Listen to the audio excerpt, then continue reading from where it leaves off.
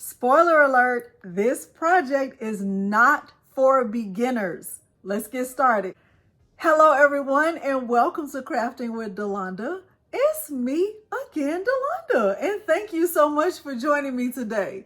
In today's tutorial, like I said, it is not necessarily a beginner-friendly project, but I'm going to do my best to take you step by step through the full process. Now, you will need to know a little bit about how to use the contour feature in Cricut Design Space, and you will also need to know how to weed very thin heat transfer vinyl. You may have tips and tricks to share with me that I'm not even aware of. However, at the end of this video, if you find it helpful, remember to like the video, subscribe to my channel, and turn on the bell for notifications because I do upload new content every single week. Now, without further ado, let's look at the materials and dive right in to Cricut Design Space. The materials I'm using for this tutorial include my Cricut Explore Air 2, a green Cricut Standard Grip Matte. I'm using 3 colors of Caesar Glitter HTV or Heat Transfer Vinyl. I'm using a pen weeding tool. I'll use scissors to cut away the excess HTV. I'm using a black V-neck medium Bella canvas shirt, and I'll use parchment paper when it's time to press the heat transfer vinyl. I'll be using that heat press back there. It is a 16 by 20 auto open heat press from Heat Transfer Warehouse. All of these materials will be listed below the video. I am in Cricut Design Space, and the first thing I'll do is go over here to the left and grab a text box, and I'll turn on my caps lock and type the word Panther, and then I'll go here to the top menu and change the font to a system font that is called College Combined. I believe I got this font from Creative Fabrica. I will make sure it is linked below the video. The reason why I selected this font is because it already has an outline around it, and I think it's perfect for a file like this. Now what I'll do is change the width of the font to 10.5. Okay. The next thing I'll do is duplicate the text and just kind of line it up like this. I'll duplicate it again. And one more time. So I actually have 4 layers in my layers panel, all with the word Panther. I'll select all 4 layers and click Align and Center Horizontally. With everything still selected, I will duplicate this and I'll just move this copy over here all the way over to the right and just keep it just in case I make too many mistakes over here so I don't have to start again. With these 4 layers over here to the right selected, I will attach them and I will turn this off. I don't need to be able to see it right now.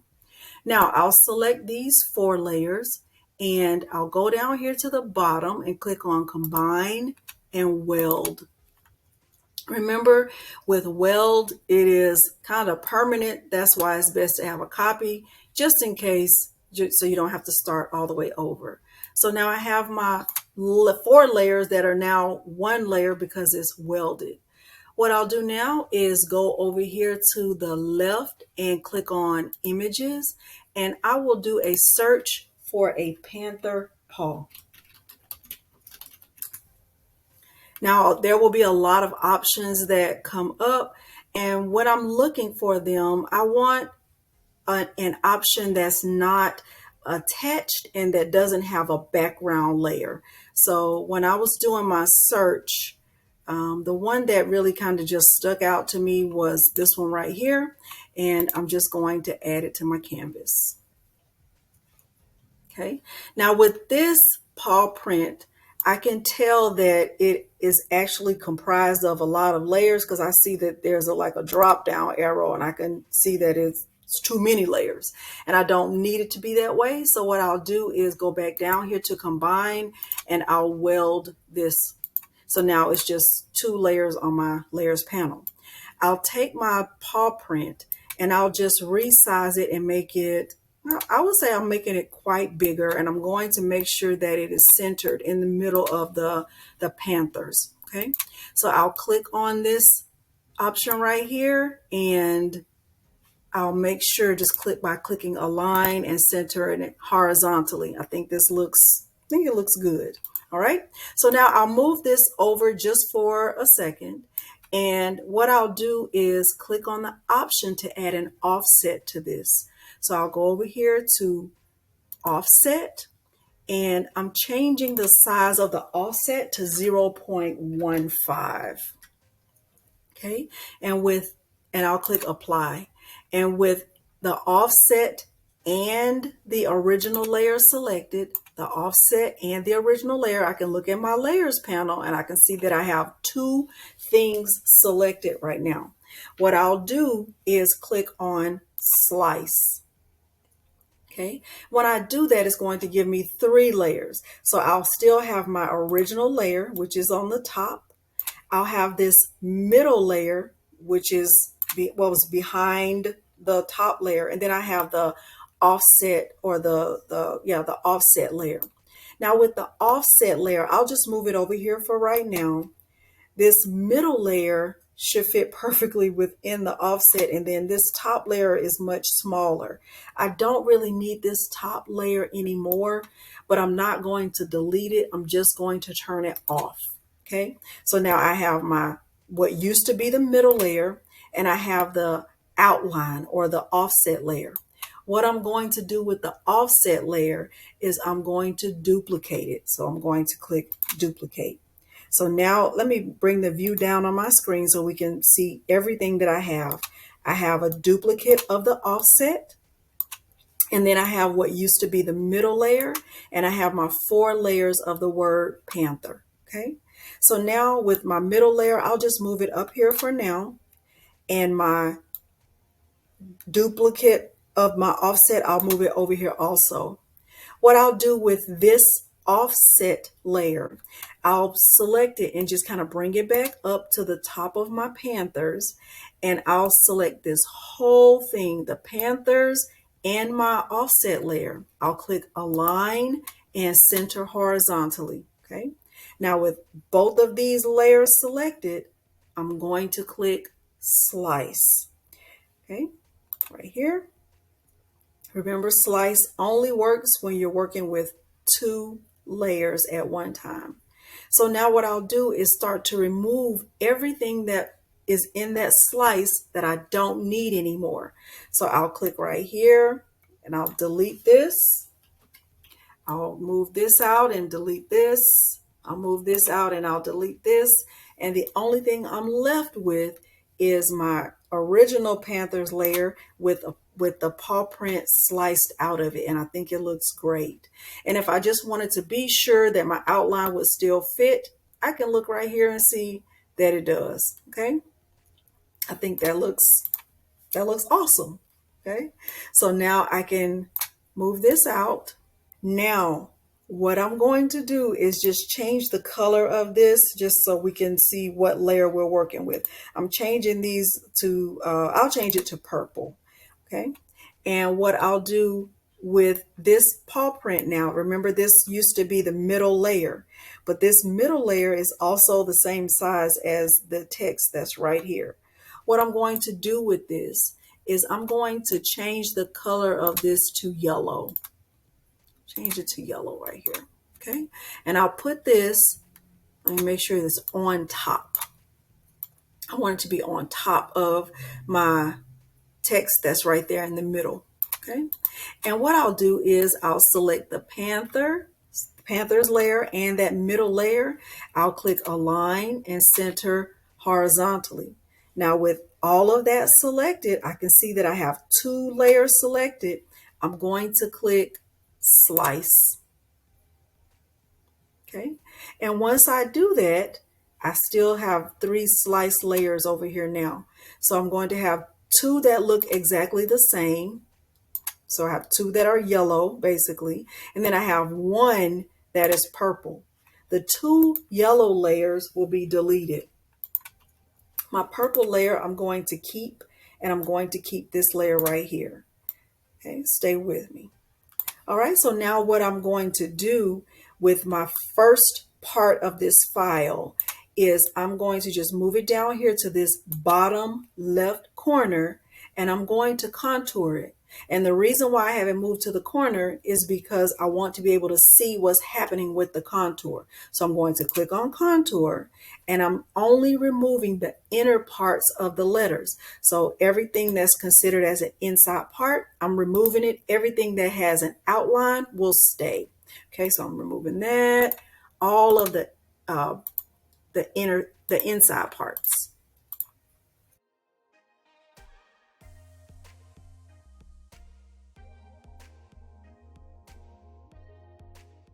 Okay, so I'll close that out. And now I'll move this over here, and I'll clean up the middle of this paw print right here. So I'm going to click on contour, and I'm going to clean up all of those little pieces that are in the middle of the paw print. So I'll start just by looking in the layers panel, and I'm still paying attention to what's happening to my original file. But hopefully you can see that every time I click on one of those little lines, it is being removed from the center of the word Panthers where that paw print is. And that's exactly what I want. I'll continue this process until I don't have any of that, I call it debris or whatever. I'll continue this process until I don't have anything left in that paw print. So I have cleaned up the inside, and now I'm almost finished. So once I start to put the file together, the middle part of the paw print will go there, and then this will be the other piece that goes with the paw print. So far so good.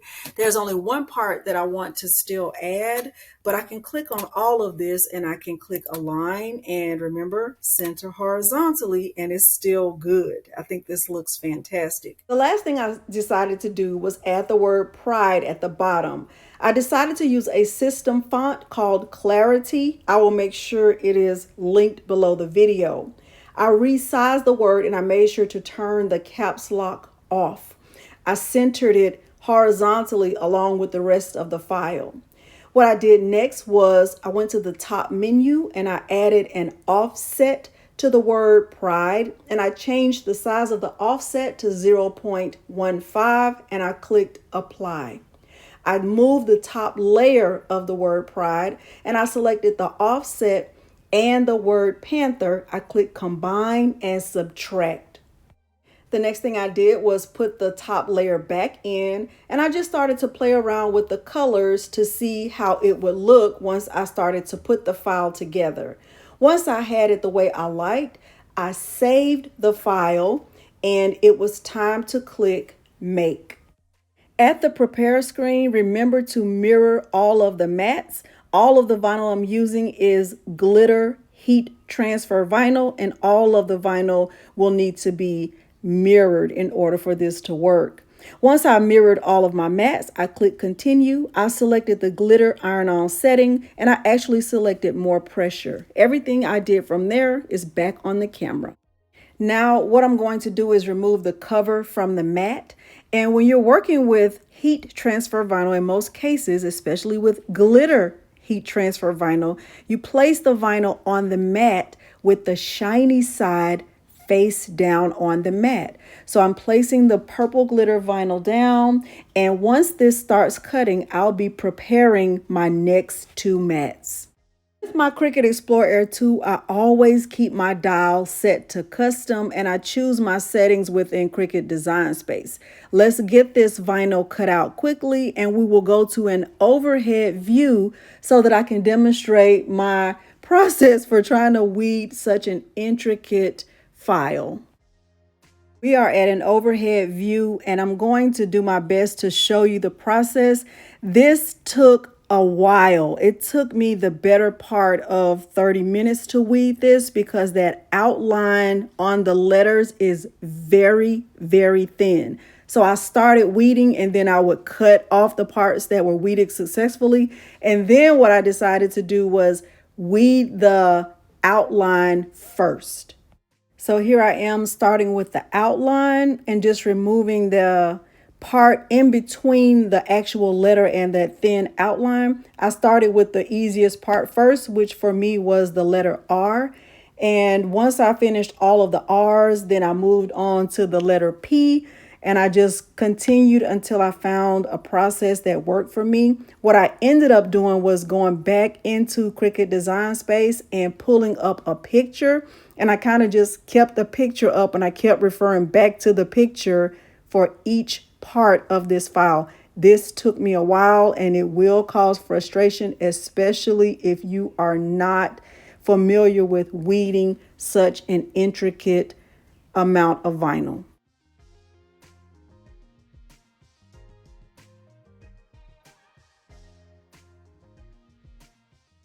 The white and gold layers were not as hard, but I still suggest using a lot of patience and kind of go slowly, especially with the white layer, because that is also intricate. The gold wasn't hard to do at all.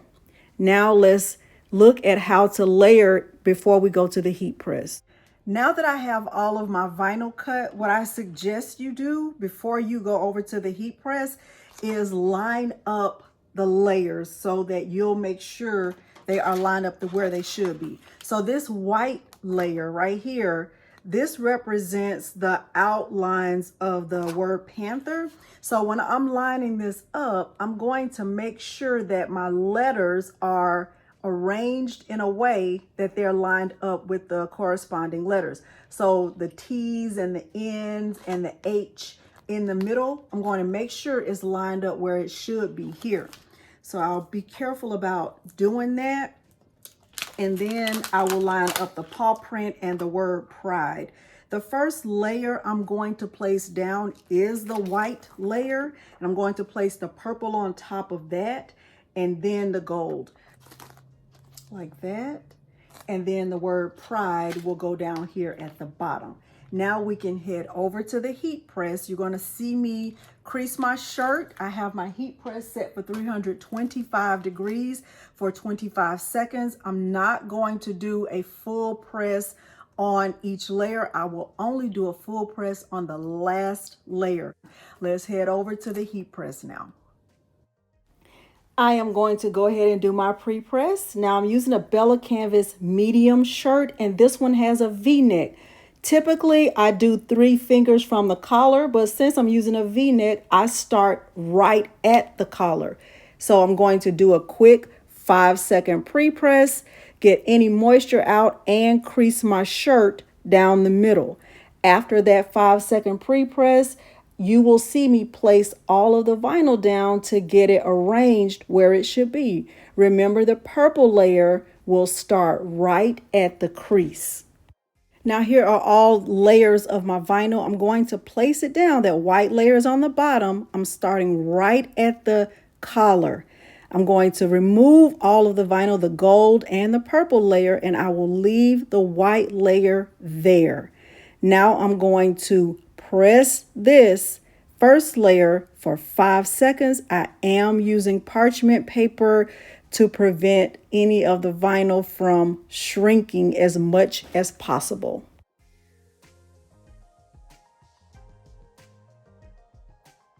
Here is my first layer. It's been tacked down, which is one of the reasons why I love Caesar. Now I am going to line up my purple layer right where it should be, making sure the letters are aligned, all of the H's and the T's and the N's exactly where they should be.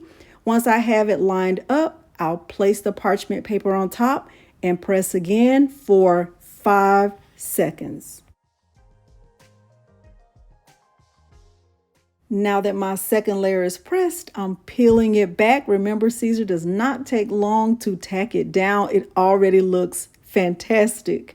Now I will add the gold layer. Now I did have to cut some of the backing away in order to just press all of it at one time. It didn't make sense to press this 4 times. So I just grabbed my scissors and I cut away any of the excess backing so that I could fit the paw print and the word pride on here at the same time. Once I had it in place, I added the parchment paper and I pressed it for 25 seconds.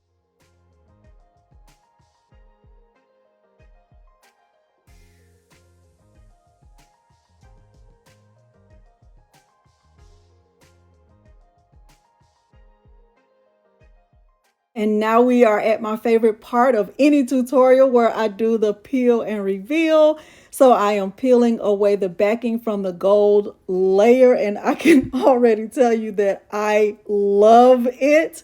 I love this so much. And my daughter has already taken this shirt. I don't even have it in my possession anymore, but I think it turned out fantastic. Hopefully you have found this helpful. If you did, remember to like the video, subscribe to my channel, and turn on the bell for notifications because I do upload new content every single week. Thank you so much for joining me today, and thanks for watching. Bye.